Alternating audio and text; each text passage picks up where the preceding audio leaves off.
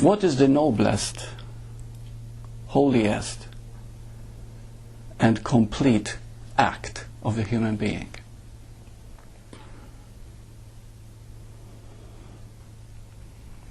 I'm taking a pause because I want you to feel that.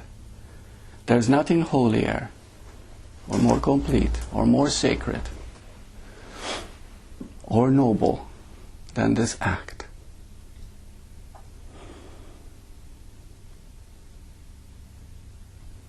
It's very simple.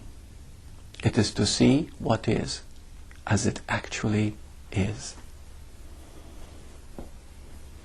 Most of the time we look at the appearance. And we get used to the appearance. And we don't go deeper than that. And then we wonder why life doesn't work. Why we get caught. We never see a thought as a thought. We see it as reality when we think about it. We never see our opinion as just our opinion. We think that's the way it is. We don't see reality. We only see our concepts. Everything is an appearance of the real. Now many people say, but this is not real, it's an illusion. In a way, yes. But it is an appearance of the real. When you look at it and explore it, not as false or real, not as anything, but to begin to feel its energy, you will go deeper. And it is that depth that transforms. It is that depth that brings the transformation. You don't do anything, actually. In fact, the less you do, the more you see. And the more you see, the greater the transformation, the change that happens within you. You know, I've been doing hypnotherapy for so many years, and I've met so many people, and I've learned more from them than I have from anything else. And the changes happen when they begin to relax in their being. Okay, so how do we see what is as it actually is? One of the things that very few people are aware of is that through conditioning, through the past, we acquire a self-image. We can't help it. Most people don't even know they have a self-image. And yet we function from that image most of the time. Just like Assajola, the founder of psychosynthesis, said that 95% of our actions all come from self-image, and it's all imagination. And everything we do is to protect it, defend it, and maintain it, because it feels so real to us. And yet, how real is it? Some people might say, but I see what is, and my life has not changed. Do you really? You said, I see how life is. Okay? Stop for a moment and ask yourself, where is this I that you have taken for granted all your life? The me part of you, that you see it as real. Right now, here now, in this very moment, where is this me? Nowhere. Nowhere, is it? Truly, when you look for it, that's looking deeper. You see? And you begin to see that all the beliefs that you've had differ from other people. And yet everybody believes that theirs is real. How real is it? When you begin to see that what you've taken for granted, what you've taken to be real, is really another concept, you become humble. Really. Things begin to happen automatically. And it is then that change happens, a very positive change. As I told you last week, you know, my wallet was stolen, and so I was in the process of getting papers back. And we were at the driving place, you know, to get my driver's license. And as we were there were a bunch of books being sold, you know, for $1, $2, etc., on a bin. And one book caught my eye, and the title of the book was, Why Are We Afraid of Love? And I thought, oh, this is very interesting. I opened up the book, and the first thing that it said is, what is love? Love is the forgetfulness of self. That's all it is. And yet all the time we're trying to get love. Me, love me, love me. You see? Not realizing that true love is a giving, not a taking. And that's why most relationships are codependent. Because we look at the surface, we don't really see what is. You see? When you start looking and seeing how it is, not how you're going to be. Because you see another thing, we don't see what is. In other words, we get caught in time. Because when you don't see what is, you're caught in the past. How things are to you because of the way you're conditioned memory-wise. And so, you live from the past and you begin to create the future.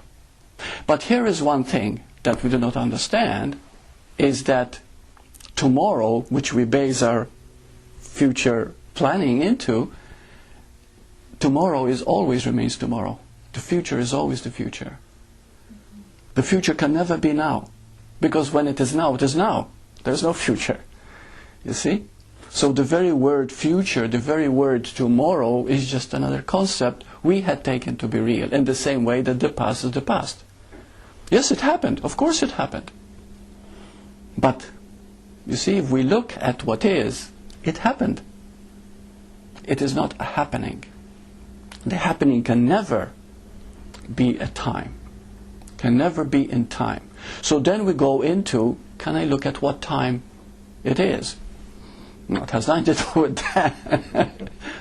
that. Time is a concept. The earth rotating around the sun, creating changes, seasons. And so we keep check on them, we call it time is going by. But is it really? There's biological time, changes within the body. There are psychological time, which creates our concepts of past and future. And we live in our mind about what happened to us in the past and what we're going to not happen or happen in the future. And we miss what is obvious, this moment. You see? But why is it like this? Why is it that we live so much in the surface? The average person in the street has no idea who they are. And not only they don't know who they are, but they don't know that they don't know who they are. And that's a fact. And it's not just my say-so. This is something that every, quote, spiritually awakened person knows. Why is it like this? Well, it is like this because it cannot be any other way. Because we are here on earth for one purpose only, to discover the truth of our being.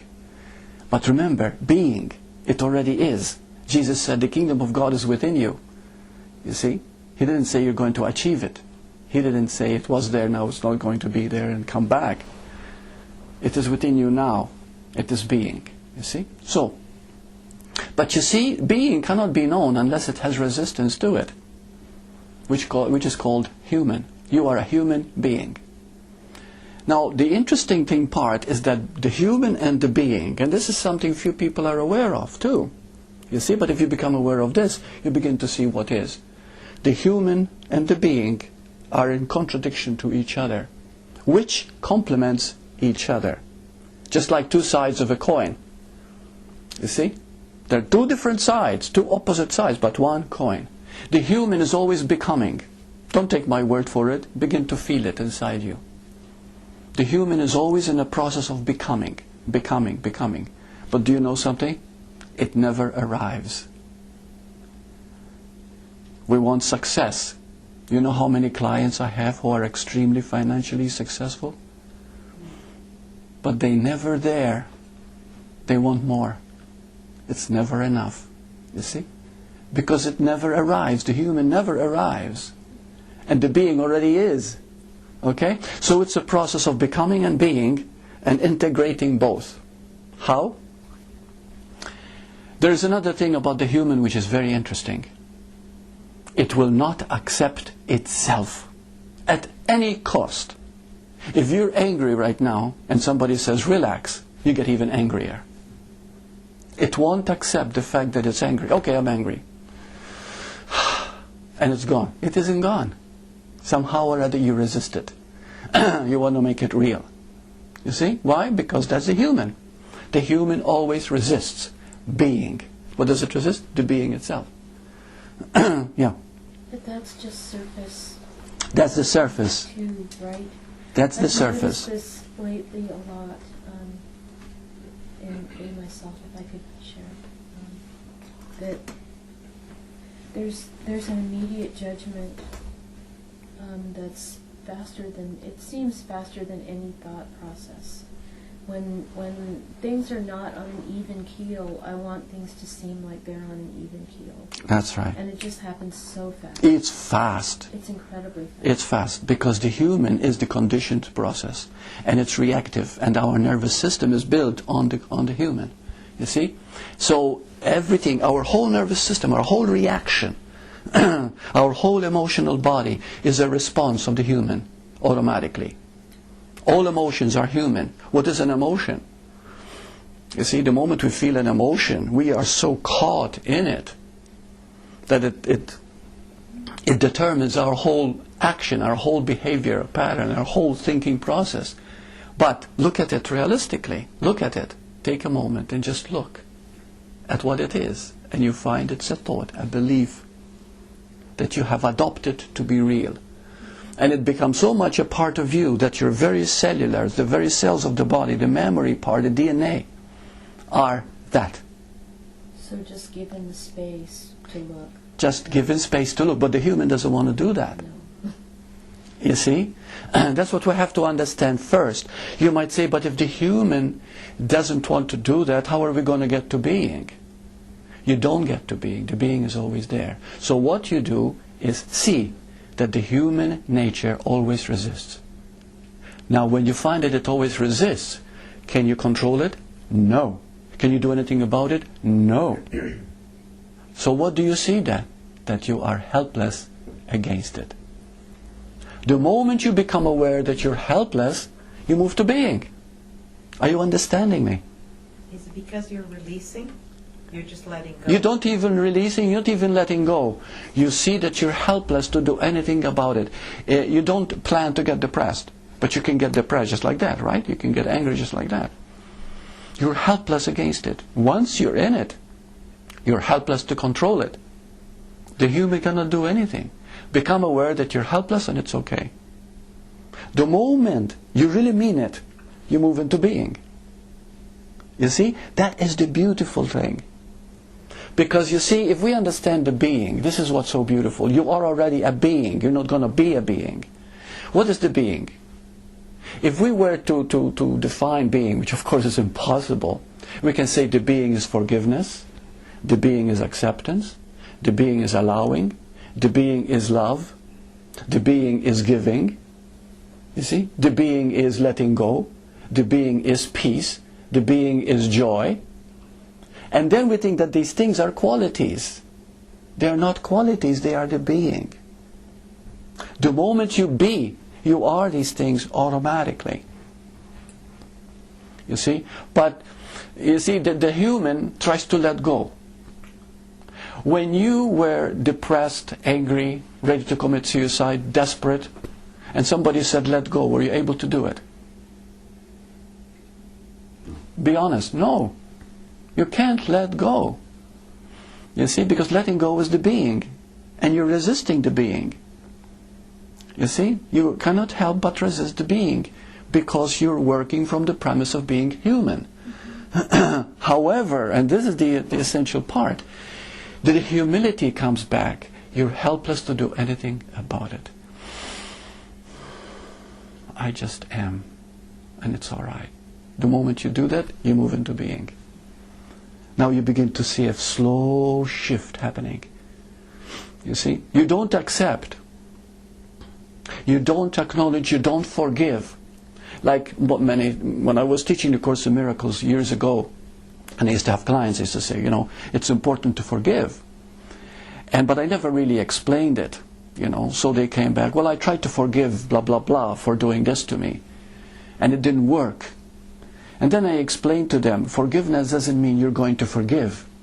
It means to look into what actually happened, to see what happened, to the point where you see that it was the clash of both egos that created this kerfuffle, this conundrum, this incredible problem. And when you begin to see this, you also realize at some point that there's nothing really to forgive. It happened because he was in that state of consciousness, you were in that state of receptive consciousness. You know, a controller always finds a victim. You know, sometimes people get married that way. You know, a controller, an abuser always gets attracted to a victim. You know, because we always get what we need to learn. You know, that's the amazing thing about life. It is so beautiful and so perfect.